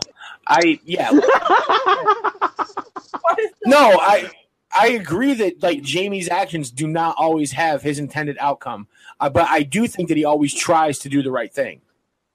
Like I don't killing think so. the last king. Yeah, like killing the last king. He was trying When it was to convenient. Bran for the right reason. He was trying to save 3 children's lives, his sister's life, his life. When you stand by and listen to marital rape, I don't really like you all that much. Is he talking? Are you talking to Maester? Wait, what? A marital rape? Yeah, that's Ares would burn people and then he would like rape his wife and she would like scream and it's terrible. And Jaime was really bothered by it, but he didn't do anything. He just wants you to know he didn't like it. Well, he doesn't like the current king he was- fucking his sister, but He was sworn to protect the king. Unfortunately. he ended up. Yeah, but vows are vows. He said it himself. You know, vows are very complicated, but he doesn't choose the right one personally. Well, he does say vows are very complicated, and to keep one vow, you have to break another. That's what I'm saying. He's not keeping the right one when he lets Garth would have picked. the king rape his wife. The He right thinks one, he the right is. one to you. Okay. I mean, you know what I mean? Like, Someone else would have picked another one. A different person would have picked yeah, another one. Bran and Tarth would have picked one over the other. like you can say that no, he maybe to another person's sensibilities, he didn't always make the right choices, but he tried to make the right choices. I'm not saying he's a bad person. I'm saying he's not as good as you're making him out to be. He's not a saint, Maester. Well, nobody in the story is a saint. I'm not saying that either. Nobody's a saint. I'm not saying he should be this godly, what's called figure. Maester Aemon's a I saint. know you're not, Ben. All right. So Tyrion. So we got the unsheathed sword. We got Tyrion telling you can ride and you can be as tall as other people. And then we've got Tyrion looking at Robb like, listen, you might be Ned Stark's son, but you're not Ned Stark's son. Yeah. Which is kind of funny. And then I noticed something too, and I feel bad about this, is that poor Tyrion has like a shit lot in life that he has to prove. I don't know if it's just because he's A dwarf and B a Lannister, and it's got to be both of them together. But he has to prove to every single person that he is not a shit person that everyone should hate. Like, he has to prove to Jon, like, I'm not actually an asshole, and then Jon likes him. And then he has to prove to Robb, I'm not actually an asshole. Here's a present for your brother, and then Robb actually likes him. He has to prove it to, like, everybody. He's not a little shithead like the rest of the Lannisters, like Jaime is. That's because he's a Lannister. Yeah, and then he also say like, you should respect I get me. you. Like, just But he also talks about how lucky he is to be born a Lannister, because he knows that a lot of people would just kill their dwarf sons in this like messed up world.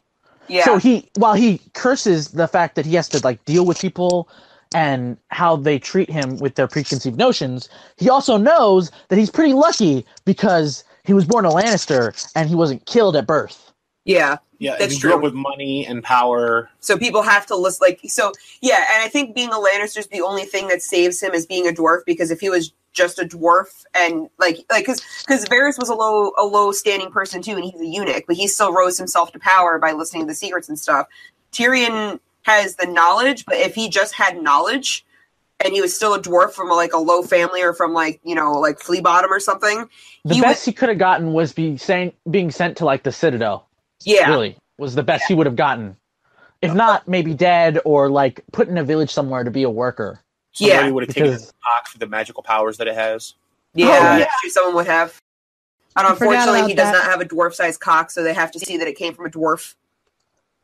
Dwarf cocks are pretty valued in Westeros. Cocks in general.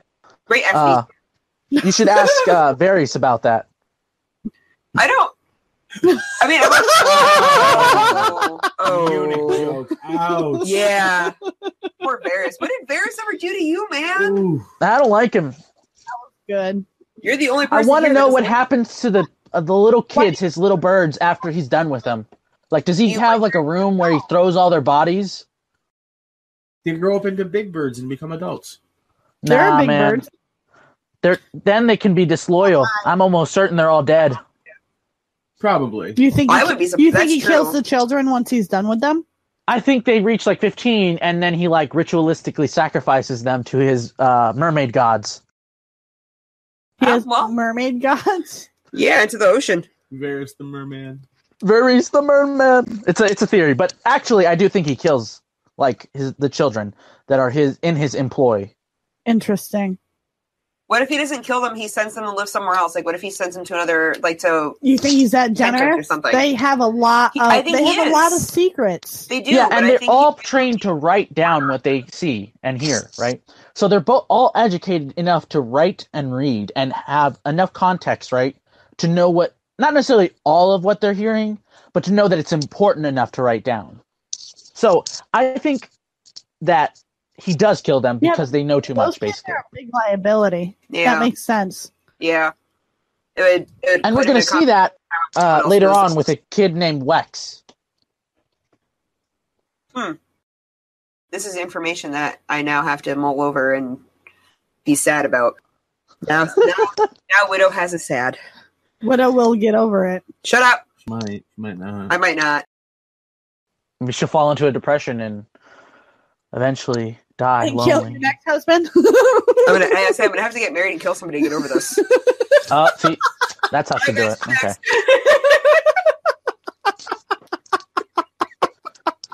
I need to be a widow a third time over to get over this mind fuck. I hear your sigh, Maester. I hear it. I mean, would they at least get bouncing naked yum time before you kill them? Oh yeah, a lot. Oh, okay. Oh yeah, a lot. Okay. Well, There's at least something in it for him. Okay.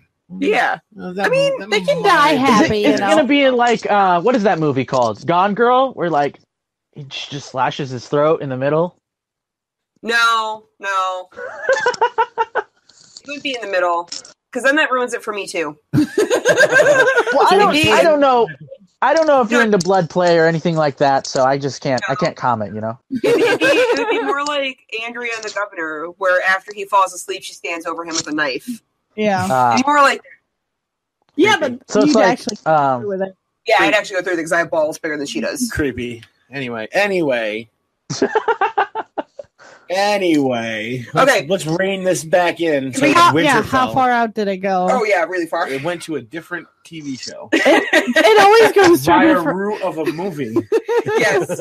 So I want to go to the wolves when the wolves come in after, because Tyrion's already in the saddle. We already mentioned that Maester Lewin's all butthurt that he didn't think of the saddle first. Right, and now people are actually liking Tyrion. Yeah, people are actually liking Tyrion, and they're like, oh, maybe he's not a little cunt like his brother and his sister. You know, and then the wolves come in. And then the wolves come in, and so Summer is actually the first one to respond. Yep. Summer is like the first wolf that they make note of. Like, I don't think Summer's the first one in the room. No, I think it was Greywind. I think Greywind came in first. He just in the chapter describes Summer as the smartest of the pack early on in the chapter. No, That Summer. he's the one with the most. No, but was Summer the first one in the room? It doesn't say that. It doesn't? No, it just says that Summer was the first one to growl. Smart Summer. Summer growled, then Greywind started. And Greywind is obviously responding to Robb's anger and frustration. So respond, but it's a big enough door that Rickon and the two wolves or three wolves come in at the same time. Yeah. So everyone walks into the room at the same time, following Rickon. Oh yeah, I assume it's like a giant, like double oak door type of thing. Yeah. Oh yeah, So something appropriately lordy. For the Great Hall. Yeah. Yep. So so Summer's the first one to react because Summer first starts growling, and my first guess is of course always because Summer recognizes the scent of Tyrion from the dagger that was in the room. That's a lot of time. I think it's because he recognizes the scent of the Lannisters. Because the whole time that Bran is climbing up that tower, yeah. Okay. Barking at the bottom. Well, yeah. But he's barking at him. It's only been a month. It's only been a couple of weeks since Summer attacked the guy that tried to kill Bran in his bedroom in the sick room. Yeah. Mm-hmm. So that's a short span of time for an animal that has over 250 million olfactory sense nerves. So he can smell really good. Yeah, like canines have better. What? So but are we? The dagger was lost like over a year ago. Is that not the story? No, the dagger was what was used to try to kill Bran, but but the dagger was last in Tyrion's hands over a year ago. I think so. Yeah, but we don't have that information yet. Because no one get that with you don't get that until Tyrion's in the Vale and he's defending himself. No, but didn't he say it was Littlefinger who said it? He lost this at Prince Joffrey's last name day tournament or something like that, right? He lost it to Tyrion. Littlefinger lost it to Tyrion, so we're under the assumption. Oh, okay, so that's what. Yeah, that Tyrion Lannister has had it this entire time. Okay. Yeah, so that's where it's been lost for the year. It hasn't been gone. It's just that Littlefinger lost it in a bet to Tyrion a year ago. I don't know why, but I was thinking it was the other way around. Oh yeah, no. So it's but so supposedly Tyrion's had it this entire time, so it would have Tyrion's scent on it when the guy uses it to kill Bran, and so and it's been scientifically proven multiple a time that dogs have a better smell memory, and dogs and wolves, like any canid in general, has a better smell memory than they do for sight, or hearing or anything of that sort. So they can their olfactory processing center in their brain is bigger than any other part of their brain, like prospectively proportionally by their size. Yes, I get the idea. Yeah, so Summer, having smelled that little bit, like that bit of scent on the blade, and then smelling Tyrion Lannister, could immediately put those two things together and say, that's the smell that tried to kill my boy. Probably. Yeah, and then that's why he would react so violently. And then, of course, pack mentality, Greywind and Shaggy Dog jump in right on it.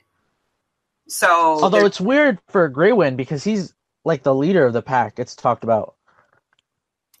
Is he really the leader of the pack, or do they just say that because he's Robb's wolf and Robb's the oldest? Well, they seem to follow him around, and he's the one who puts them in line. Like the wolves tend to pick up on the personality of their owners, right? Yeah. So Shaggy Dog is the most violent and the most playful, right? And uncontrolled. Yeah, and uncontrolled. Yeah, Yes. the one that's the most unrefined. Summer's the smartest, but I think that has more to do with how the connection between them, right? Yeah. And Robb seems to be the most controlled and the most not docile, but controlled. Again, controlled, but which would be the reason why he would go to anger first. But I mean, if you're thinking like pack mentality, it doesn't matter who's in control in pack mentality. Yeah. So if the pack is being threatened. Yeah. So Summer gets pissed off and starts growling, and the wolf is like, okay, who fucked up? Like, let's get on this guy. And then it's not until afterward that not that wolves would have this mentality, but like if one wolf sees a threat, the other wolves are going to assume that that's a threat too. They're not going to try to logic it out and be like, dude, he hadn't done anything. Right. Yeah, I get you. Yeah.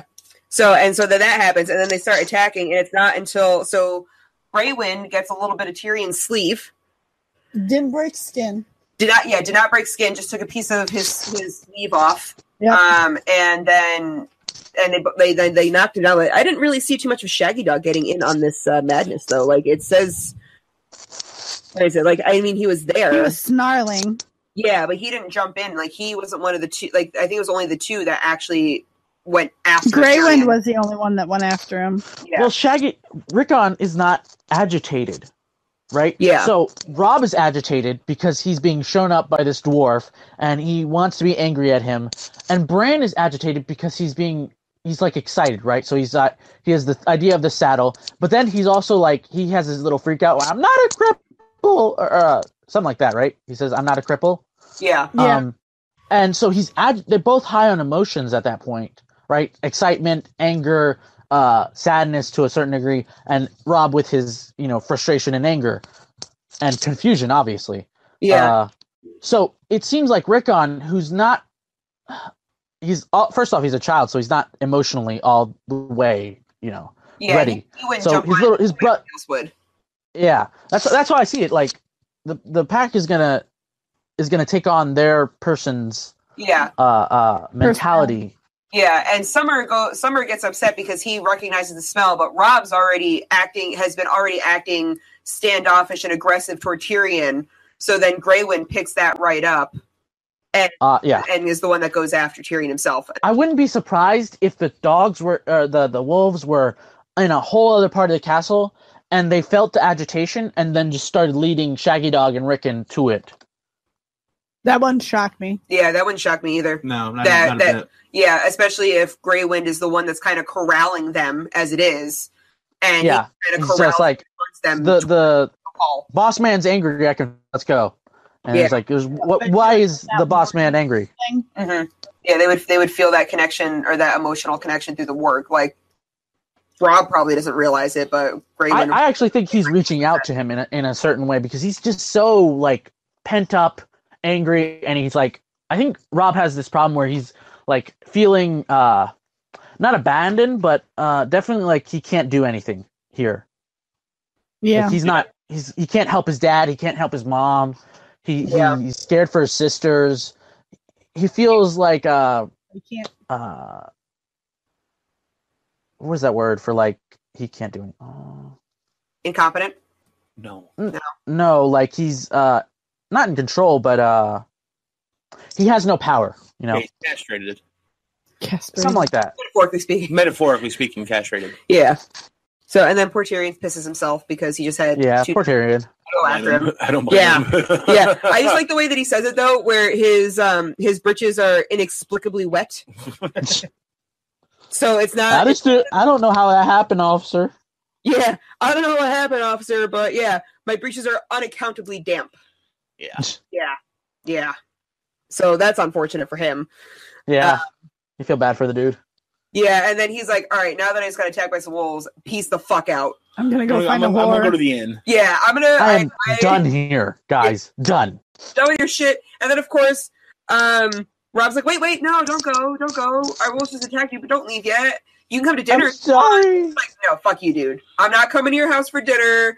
I'm not going to... You really don't want me. I know you don't. Yeah, we're not Yeah. friends. I did my piece. Bye. Yeah, me and John are friends. Me and you, no, not so much. Yeah, exactly. I did this for John. John's not here. Peace the fuck Yeah. He's out. definitely exactly. like the kid who tried to be your friend and then you messed up with him, but he's your brother's friend, so he's like, whatever, man. You're not cool like your brother is. Yeah, I wanna know- exactly. I want to know what would have happened with the wolves if Ghost had been there, because Ghost is actually the most mature and well trained and rounded of all of the wolves. I wonder Well, if I also like think the had John gone for gets him the if- most time for training him. You know what I mean? Because John has no responsibility in Winterfell. He has he goes to sword practice. He probably takes a couple lessons with the Maester, but nowhere near as amount as Robb has or what's his name? Bran has. And Rickon is just playing with his dog, or wolf. So it's like John would be able to focus more attention on it, and especially since he's like this lonely kid and he feels like nobody understands him, and he's a emo teen, so Yeah, that makes sense to me. He is. he's finally growing up, though. Finally at the wall. Yeah. Yeah, definitely. So, but all right. So then Tyrion leaves, and Robb takes takes Bran back up to his bedroom. Yep. Carries him himself, gets winded halfway up, or most of the way up. No Hodor. No Hodor. Oh, No Hodor. Hodor. So You're surprisingly heavy for a cripple, Bran. yeah, Did you guys mention the Night's Watch people that were there at all? I mean we did, but we're gonna mention them again when they come back for Okay. dinner. That they were the only ones given hospitality. Oh, that's right. You did say that. Yeah. So and then we do And that. they were like really awkward because Robb is like high on emotions, and they're like, "Dude, we just want to eat. Yeah. It's been a hard ride, man. We're just telling you the news, man. Don't shoot the messenger. Yeah, exactly. We got to get back up to the wall. Yeah, we We got stuff to do." We only came down here because fucking Mormont told us we had to keep Tyrion safe till Winterfell. Yep. And now he's not our problem anymore, so give us some food. And like, this is the peak. This is supposed to be like the best part. So you better not be yelling at me when I'm trying to eat this stew. Yeah, yeah. This is like the reward. I get to eat at Winterfell, dude. Who gets to eat at Winterfell on the Night's Watch? Only Benjen. Man, fuck Benjen. I don't like that guy. Fucking the marrow Oh, out of the yeah, freaking yeah. ribs. This guy, what, Yoren had crab, though. Yoren had some crab. Yeah. So Yoren... Well, Yoren is at the top table. He's getting everything. So, but he had crab at at the wall. So the other three guys probably didn't though. So now they're actually getting like rib and meat and stuff like Because that. Yoren is the head recruiter. Yeah, And I'm sure that this is not a one-course meal because, I mean, it's Winterfell. yeah. They had like 4 or 5 courses probably minimum. Yeah, With they put flavor out wines. they put out a good spread for the Night's Watch because Yeah. they still They're respect probably getting to drink some really good wine, too, or good beer. So it's like, some good mead. Absolutely. Yeah. Mead. yeah. So they are living it up at this point for them. Yeah. All right. I don't want so, any of your shit, you 14-year-old jerk. Yeah, we missed right before that. We kind of got into dinner. So Bran has his dream, He does have a dream. his important dream about climbing a very tall tower, and he's 1,000 miles above the ground in his dream. Yeah. Time out in the atmosphere. He really does. He spends a lot of time 1,000 miles above ground. It's kind of like he has a bird brain. Not that Mile High Club. He's always his head's always in the clouds, you know? He really is. Fucking daydreamer over here. I'd rather that than the Mile High Club. See, I don't know what your definition of the Mile High Club, but from Mile people who, High Club is. And why would you not want to be a part of the Mile High Club? I don't like airplanes. Have you ever been on an airplane? Yes. All right. So we'll go back to Bran climbing because he never falls. He never falls, guys. He never falls. he never falls. Until he falls. Until he falls, but he But didn't he fall. didn't fall. But he didn't fall. I never fall. Never. Yeah, never. some prick pushed him off. Fall Widow. because then Jamie caught him. Hodor. Well, so he did actually fall, and Jamie did catch him while he was falling. Yeah. So that did happen. Coffee did you have? Only Oh. 4 cups All of the coffee. I had 2 this morning, so with sugar. I know. I'm not a sugar person usually. Like 1 or 2. but the he most. normally does. Oh no, I'm like a handful of sugar. I don't know Ooh. how much a handful, but a handful. You're a spoonful of sugar, huh? Makes No. his medicine go down. No. A Thank handful. you. I'm glad you got the reference. I mean, I got it, but no. Another that's Disney not movie I've seen. enough. I'll add that to the other 2. But yeah, so he's climbing up the tower, and then he sees some gargoyles at the tower that look like they used to be lions. Now, Right. Wow. He's blocking it out. Poor kid. Yeah. because the crow told him that's not important. The crow did, yeah. And I wouldn't be surprised if the crow itself was actually able to change his memory and distort his memory. It's himself. Like, it's not that Bran is covering himself and like he's pretending that it didn't happen, but that the raven itself was actually able to go, or the crow itself was actually able to go into his head and like fuck it up. So Bran can't physically remember. Or he hit his head hard enough that he doesn't remember because there are some accidents. No, because he remembered when he was in the original dream sequence in his last chapter. He remembered the golden-haired guy, and he heard the voices, and they were becoming clearer. And then the crow's like, "Don't shut the fuck up! You don't need to know about that. Just stop it." Oh. He was starting to see Jaime Lannister, and he could very clearly picture Jaime Lannister. Pretty much, he didn't know. You stop with your foolishness, Bran. Yeah. So he does that. And he gets all sad and stuff, and he's remembering the Lannisters that pushed him out of the tower. Mm-hmm. And what happened? I don't know. Oh, and then we go into the dinner scene where they're talking about that, and that Jon Snow is Sir Alistair's Bane. Yeah. Yeah, I like that he called him that. I want a sword that's named Alistair's Bane. Alistair. There's another Bane, isn't there? Alistair. We have a shirt that just leave Alistair alone. Leave Alistair alone. Alistair Thorne is the asshole. Alistair Thorne is an asshole. And I like him solely because instead of like bending the knee to the new king, he decided that he was going to join the Night's Watch, which is like pretty cool. He did. I mean, he's a dick. Mind you, he's a dick. I don't think he's like a great person, but I do like him for that. What's wrong?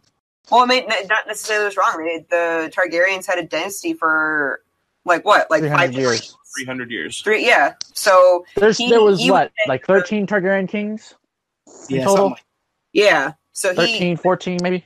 He was staying loyal to the people who had literally started the kingdoms of Westeros. Right. He stayed loyal to those people, and Robb, or the usurper, was the person that he was like, no, fuck you, I'm not going to kneel down to you. The Targaryens have been kings since as long as we can fucking remember at this point. Like, why am I going to kneel to you just because you decided that you have a fucking thorn up your ass? Yeah, why did they have that's a whole different conversation. It's a whole other conversation. I'm not doing that right now. I think it was pretty justified. I'll just say that. But, so Alistair's all pissed off about the thing. He mentions it and that their Uncle Benjen's gone missing. And everyone kind of got quiet about it because I feel like the other guys in the White Swatch were like, dude, why did you have to... We're just trying to eat, man. Let's not go there. Yeah. You can tell them that in private later. The other guys are like, we're having a nice meal. It's not fucking turnip stew. And you have to tell the fucking acting Lord of Winterfell that his uncle's gone. Really? You're gonna have to make it awkward. See, now he's gonna cut off the wine, man. This is good shit. Yeah, because he immediately puts his hand on his sword and like literally he's like a little kid checking for his cock every 15 minutes. Like he's just like puts his hand on his sword, like, you say that about my uncle again. So he's like, hey, bro, what'd you say about my mom, man? Dude, we're gonna slow down, man. I'm not about that life, man. Oh, dude, she just compared Robb to Viserys. Yeah, I don't think he's that level. You disagree? Because he loves his brothers. I agree with you, and then it dawned on me what you just said. I don't think he's Viserys level. Yeah, he's not quite that bad, but he's not good. Like, he has Viserys thoughts, but he doesn't verbalize them like Viserys does. Yeah, he's not nearly also, as bad. he doesn't like weirdly touch his brother. Be it for like that. Oh, not God, that no. we're aware of. Yeah, when he's Oh taking God, off the really? bed and they give him a purple nurple for like being nice to Lannister. And you never know. Him and Sansa could have been playing doctor. Stop it! I'll show you mine if you show me yours. I like how possible. but Robb's sitting there, he's getting all like pissed off. He's like slamming his fists on the table and like pulling his sword out, like, oh my God. And Yora's just like, dude, sit the fuck down.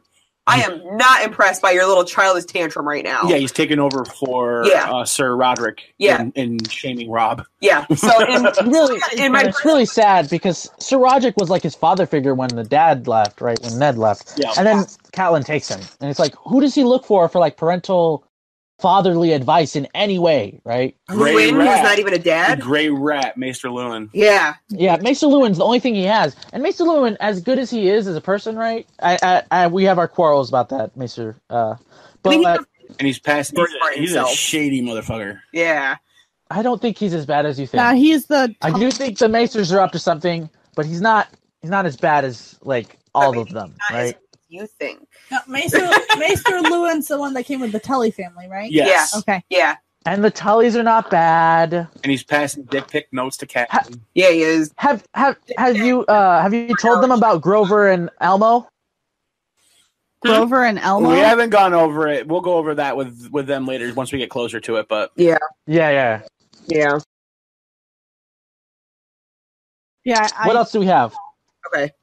The only other thing I have is that after the Time of the Temper is that, I don't know. After he brings Bran back up to his room and carries him back up there again, and he's like, nursemaiding him and shit like that. They're sitting there and they're like, because he wants Bran to go to bed, but he also doesn't want to leave his little brother yet, and he's crying because he's so stressed out of just a month or so of running Winterfell. Actually, it's like 2 months now because if his mom's been gone for a month. Yeah, stressed and he's been doing it for the month that sleep what's his deprived. face? And He's not a emotionally fucking- compromised, definitely. He's a kid. he's adulting for the first time in his life. And he doesn't like it. Yes, Hashtag adulting. definitely. And he's only 14. None of us like it. Hashtag adulting Hey, at 14. not even just adulting. It's like, I want you to be 14, and then they force like a business on you, and you're supposed to run it. Yeah. And it's because his mom was That's next level adulting. Yeah, his mom was supposed to be there to help him to do it, and she decided to have her own little mental breakdown up in the sick room. And so he had to figure out how to run everything for a month by himself with only Lewin to help him. And then his mom's like, And oh then my she God. snaps out of it. She snaps out of it, and then she leaves.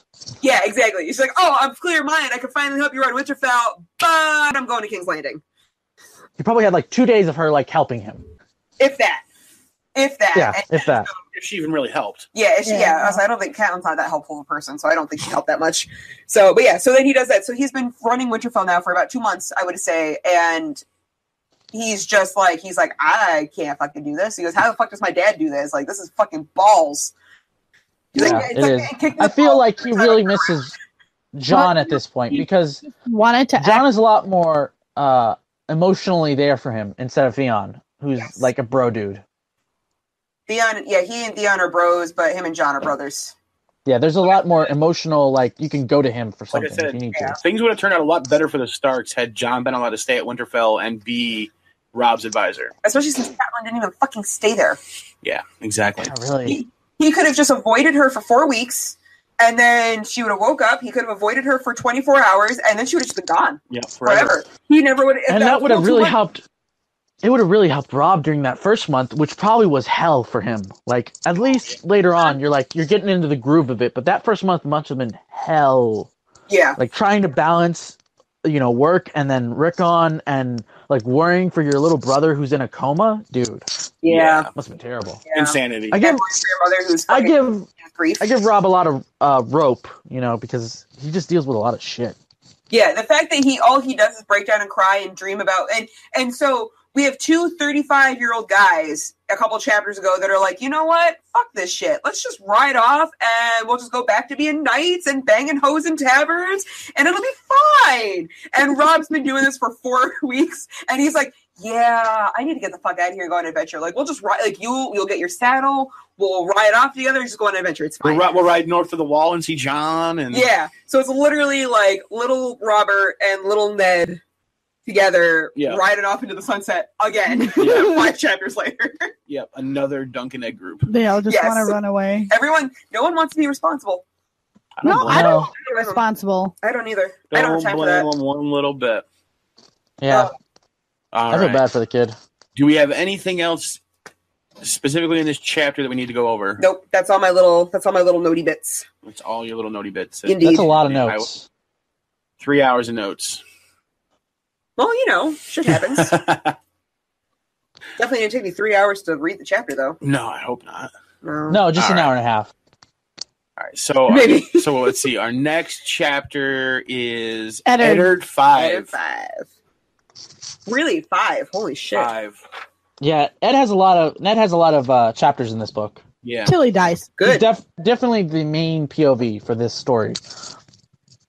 I'm all right with that. Well, I mean, he's gonna sit on the Iron Throne, you guys. Come on. Well, he does. He does. Yeah, so he does. He does once, but he's like all messed up and his knee is all fucked to hell. And Poor dude. Wearing black and white. Oh, he took a Interesting. spear to the knee. Black I was gonna say, he and took an arrow white? to the knee, but Interesting. When he sits on the Iron Throne, he's wearing black and white. White isn't white one of the. Well, black and white, like the doors of black and white. I was saying, isn't Oh. it more or less the colors of their sigil and stuff though too? Because it's gray, white, No, and it's black. actually it's a gray wolf running. There's no wolf head. It's a gray wolf running on a field of white. Yep. And then Jon Snow is a white wolf running on a field of gray. And black is later on if you consider his flag to be black.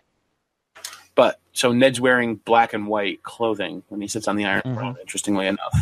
That is pretty interesting. Yeah. He's channeling his daughter's future.